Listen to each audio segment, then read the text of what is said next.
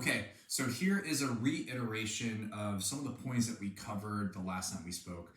Number one, the biggest thing that we need to be able to address is this extremely high hinge point, which actually occurs right here at the upper back.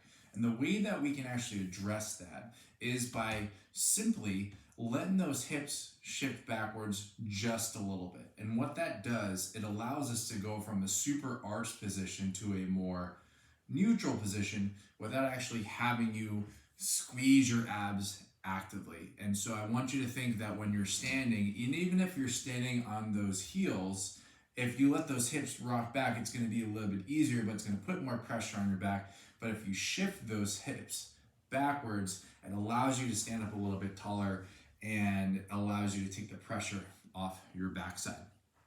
The second part is actually opening up the back portion of your ribs, because with that high hinge point, you're going to experience a lot of rib restriction, which is going to result in a lot of tension and irritation in the low back. So this is how you're going to do it. You're going to find a chair or an ottoman, whatever. You want to make sure that your feet are supported, that your butt is supported. And then from here, you are going to be taking a pillow. And if you are using a square pillow, have it so that the pillow is sitting in between your legs, and you're going to give it a nice hug, and you're going to round forward.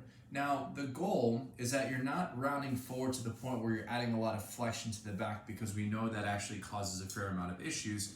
So you're taking this weight and you're rounding at the upper back, allowing you to really open up this backside here. From here, you're going to let the corner of the pillow support your head, so you're not pulling your head forward, but you're going to let your face down. And you're going to go a 4-second inhale, 4-second exhale. The goal is making sure that your rib cage expands backward and out. A lot of times if we're gripping on our abs, we're not having enough pressure, not having enough movement of our rib cage, and as a result, it makes our shoulders go up and down when we breathe. So when we block and we go head down, it allows us to take a big breath in through the nose and then breathe out. And what you're going to notice in our session, that you might have experienced maybe a little bit of tension in your neck, and that'll actually release as we start to improve the expansion of your rib cage. So you're going to do that for about 5 to 10 breaths. Gives you an opportunity to reset and allow yourself to get moving in a much more efficient way. The next thing is about squatting. And with squatting is simply getting on and off a chair, in and out of the couch. And it is actually very important for these movements and also for exercise that you have movement specifically at the hips. Oftentimes we were told when we were squatting to keep the torso super upright like this, and as you can see, it can cause a lot of pinching and a lot of tension in my low back.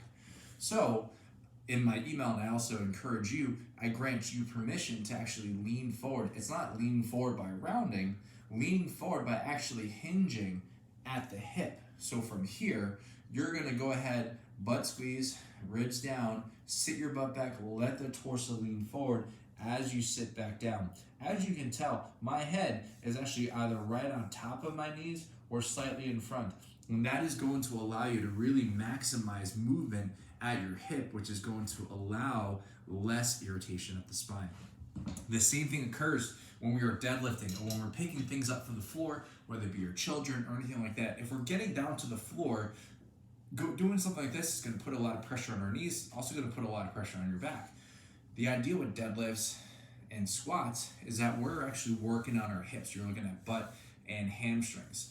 And also, if you try to create a lot of tension here, it's going to spill out with a lot of tension out in the front, which then could lead to issues like diastasis. We're talking a lot about this pressure management. So it's important that when you are deadlifting, which instead, this is squatting when you're squatting down, deadlifting is you're going hips back. And so the idea is that you're going to take your ribs, again, give yourself permission to let that torso come down so you can experience all this tension right here in the hamstrings. And it's tension in the hamstrings, not pain, not discomfort. And so again, it's going to go ribs down, bend the knees, stick the butt out, and you will be able to pick up whatever object you'd like. And as you can see, I create a nice little triangle here. My back is flat as compared to having that back super arched. When that back is arched, that's where we run into some issues. So I hope that's helpful.